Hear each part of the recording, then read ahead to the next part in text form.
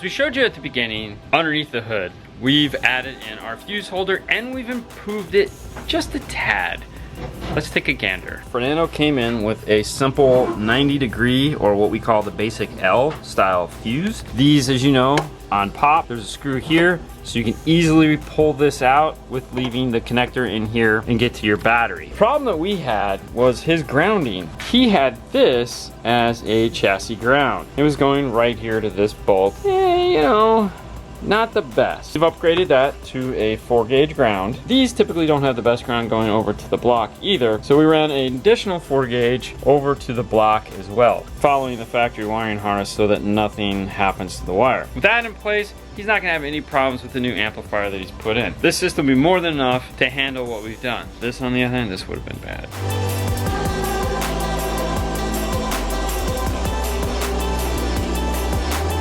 Fernando's getting ready to start on the backup camera, and I wanted to talk about pieces that this backup camera comes with. It comes with the tag. This is adjustable. It has a little 3-foot cable here with a small end so you can drill a hole and fit it through. On the end, it also has the ability to mirror, so if we wanted to put it in the front of a car, we can, and then to shut off the trajectory lines. Those are the lines that turn with you as you're going. This end here plugs into this, has the female end on it, has a standard RCA and a power and ground, or should I say an accessory. Then it comes with this night mirror right here. This is a standard RCA, male on one end, female on the other. This plugs into it like this. And then the idea is that you run a wire over to the reverse wire, connect this, and then this runs up behind the radio. The problem with that is the radio has a button to turn on the rear view camera when you're not in reverse. If you would like to use that, then connecting it to the reverse wire for power for the camera is a bad idea. I propose if you're gonna do this, you have to run this anyways. Run a power and ground, something like this wire here, which is essentially the same thing that this has. Connect this to this, so you have an accessory, you have a ground. This will run up behind the radio, and the camera will have power as soon as the car turns on. So whether it be in reverse or the button on the radio, it turns on. Even though these take 12 volts, these are 3-volt cameras. They don't get really hot, they don't absorb a lot of amperage. They've figured this out at this point in the game as far as camera goes. If you still want to use this wire to connect out to the reverse wire and then run that up to the purple-white wire behind the radio, or whatever color yours is, you can.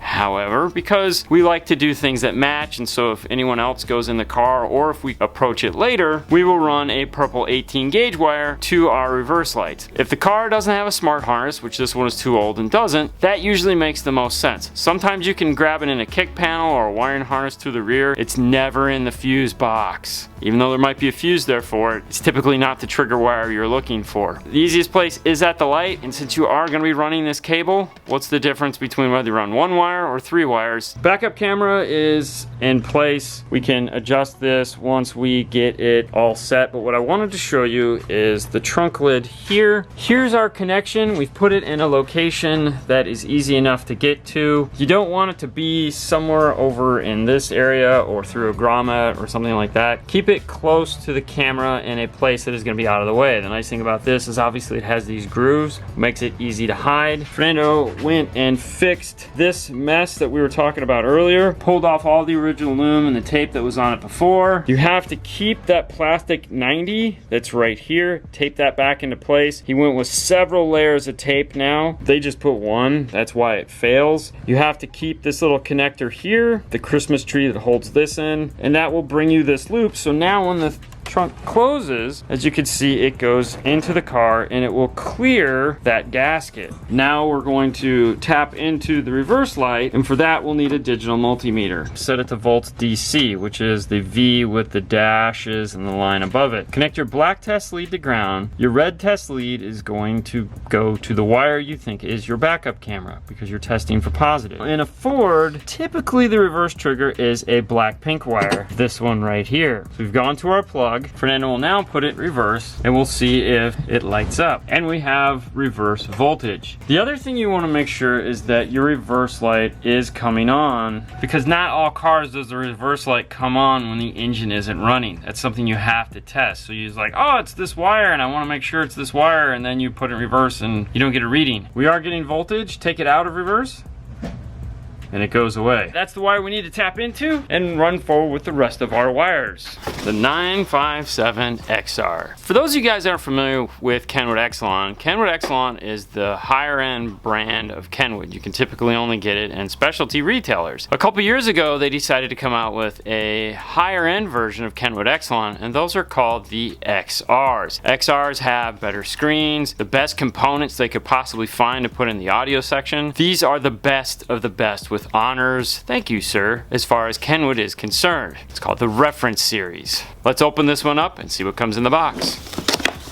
One of the things I really like about Kenwood is they put 2 USBs on the back of the radio and they give you 2 USB extensions. Novel idea. Comes with a standard powering harness. On this you have 3 extended wires. One is the reverse trigger, which is a purple white. The second is a light green emergency brake wire. This needs to see a ground. We'll leave it at that. And then you have this pink wire, which is the signal sense wire for the speed sense or transmission pulse. This has to do with CarPlay and Android Auto as far as the accuracy is concerned. As long as the GPS antenna has a good signal, then this does not need to be hooked up. However, if your car does have a VSS wire, which would usually be something that has a smart harness, definitely hook it up. In this car, there's no VSS, it will not be hooked up. You also have your standard wire configurations here, your 8 speaker wires as pairs, white, gray, green, purple. Solids are positive, the stripes are negative. It has 2 weird green colored that say cam plus, cam negative. These are for the Kenwood camera that has a DSP built into it for different camera options. You have a blue with a yellow stripe. It has this little flag on it. The reason why they do that is to differentiate it from the blue and the blue white. They all have flags on them. They do that so that you can see what they are. The blue is the power antenna or amplified antenna turn on. The blue white is the remote turn on for your amplifier. And the light blue yellow is for steering wheel controls. Do not confuse these. None of these wires should be twisted together and connected.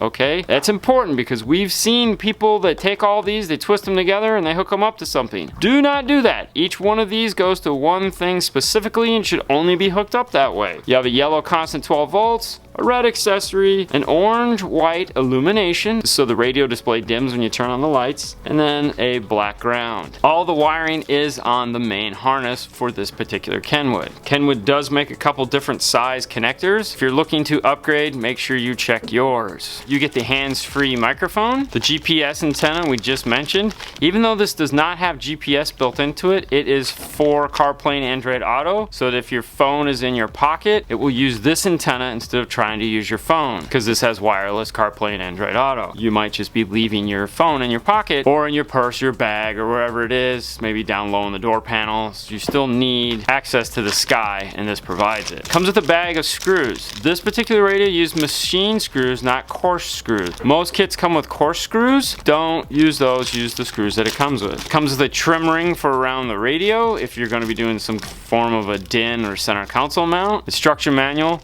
with extraction keys because this one comes with a cage. This is the cage here. If you are going to be using the cage, something to remember is that, see these 2 indentions right here? This makes this cage about a ½ inch bigger than this radio. Even though this is like 4 inches, this is 4.5 inches. Keep that in mind when you're designing this. This doesn't slide into a perfect double DIN. It's bigger. If you recall me saying this is a mechaless unit, meaning there's no CD, DVD built into it, but it's still a full chassis. The reason for that is because on the XR reference series radios, they all have the same circuit board. They just swap in parts. There's 3 versions of this radio. One with a CD, DVD, and a GPS. One with no GPS, just CD, DVD. And then this one here where they've taken both of those things out. But this bottom circuit board where all the nice electronics are needs to have that. The one thing you'll notice about this radio though is that it's heavy. This is a heavy radio. Unlike most radios that you're going to pick up nowadays, this has that 1990s weight to it that you're used to when you pick up a double DIN, because it has so much stuff jammed into it to make it sound good. On the back side of the unit, it has a bunch of things happening. You see immediately the 4 yellow connectors. One is for third camera view, one is for video out, one is for front camera or dash cam. Kenwood makes a dash cam that can integrate into this. And then the last is for reverse camera. This is for the 4th camera input. Plugs into your AV in right here, and now you can do your 4 cameras. Your GPS antenna plugs in here. Your hands-free microphone plugs in. Your FM antenna, this has HD radio. AV output is a aux connector. This is not an input, this is an output. This is the only input on the radio. Your 6-channel 5-volt preamp output, it goes sub, front, rear. Keep that in mind. Front is in the middle, unlike everyone else. Your main power plug. Your dash cam input is white. Your RR connection is the black connector over here with the little aux jack connector here. The reason why it has this is for some systems you have backup cameras and you have factory entertainment systems that come over this connector. It needs to be able to plug in. You have your 2 USBs, a gray and a white. Sirius XM will plug in here. On the front of the radio, the hard buttons that he was after were volume up and down here, attenuation, in mute, the home button or press and hold for power, menu, which will bring down the drop down menu to control it, and then over here is camera. This will allow you to activate that camera when the car is not in reverse, and that way you can also switch between however many cameras you connect to it. If you press and hold it, it'll switch between camera angles. This button, if you press and hold it, is push for talk, and the menu button, if you press and hold that, is to turn the display off. So some of the buttons do have multifunction. Now it does look like this screen would move, and actually it has the full motorization built into it, and it goes to this thing here in the back that looks like it should take an SD card, but it doesn't. It's a solid piece of plastic in there. Reason why this motor is here is so that the radio will tilt for you. That means if it's sitting like this in your dash and you would like it to do that so you can see it better, it will do that. It's one of the only Mackless radios that has that capability. So we know everything there is to know about this radio. Let's get it into the dash kit.